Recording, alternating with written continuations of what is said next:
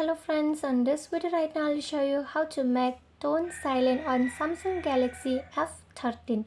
So friends, before we continue the steps, do not forget to like the video, share the video and subscribe the channel. Okay, so let's start the video. At first you have to move on setting, then you have to click on sound and vibration. After that you are going to find the ringtone, so click on it.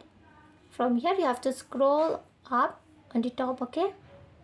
You have to reach on the top, so you have to scroll. If you want to make this silent tone on Samsung Galaxy F13, just click on this first option, is the silent, okay?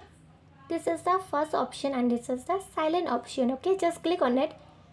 If it has not set, just click double, okay? 1, 2 and it will be applied successfully on your device. So friends, if you love the video, do not forget to like the video, share the video and subscribe the channel, and thanks for watching.